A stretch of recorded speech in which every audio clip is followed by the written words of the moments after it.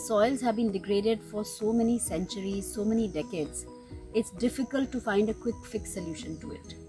But the most economical solution to fixing your soil is to plant trees. Trees do a lot of the work themselves. They help to build the porosity of the soil.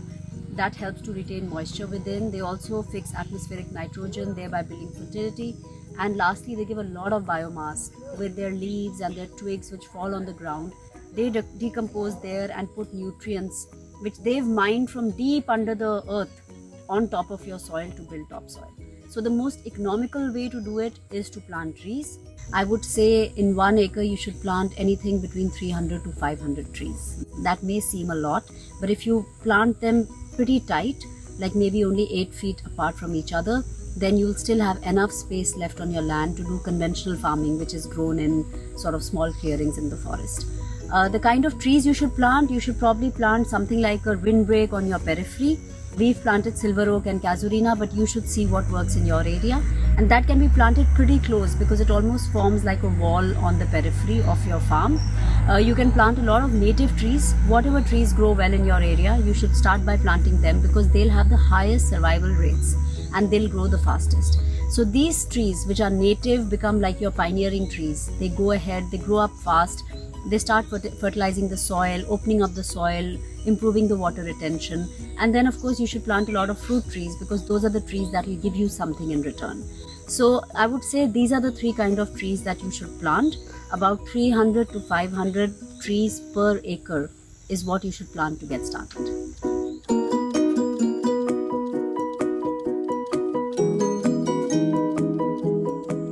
Ideally, you want a food forest which is completely composed of perennials.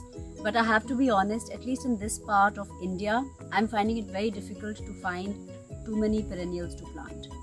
What I've managed to find till now obviously is fruit trees and the tree layer, which is completely perennial. There are some other shrub layers which are perennial, like maybe arhar or pigeon pea, which grows for about 5 years at a time. There's also things like karonda, which are bushes and give you some berries. But other than that, my belief is that we need to build a perennial food forest, not with perennials, but with self-seeding plants.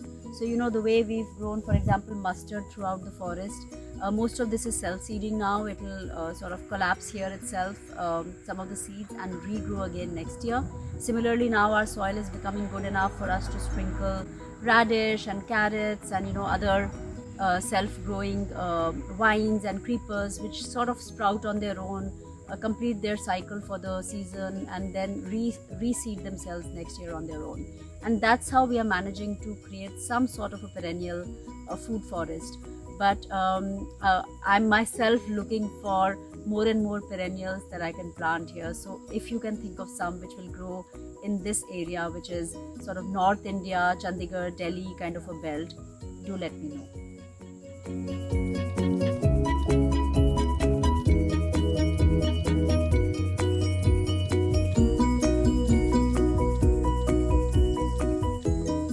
It's been over a year and a half that we planted our cotton crop, and it's been regularly giving us cotton for all these months. We finally now ratooned the crop in just before spring so that it'll burst afresh in the months of February and March and become a stronger bush. We've harvested about 35 to 40 kilos of cotton from this little patch of land, and it's a lot of cotton. We finally had it processed and made into quilts.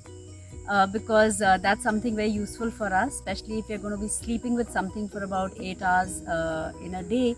Then it's good if the quilt is completely organic and pure cotton that we've planted ourselves. So that's what we've done. We've also kept some cotton away, which we are going to spin into yarn and hopefully be able to knit or weave or crochet something for us to wear.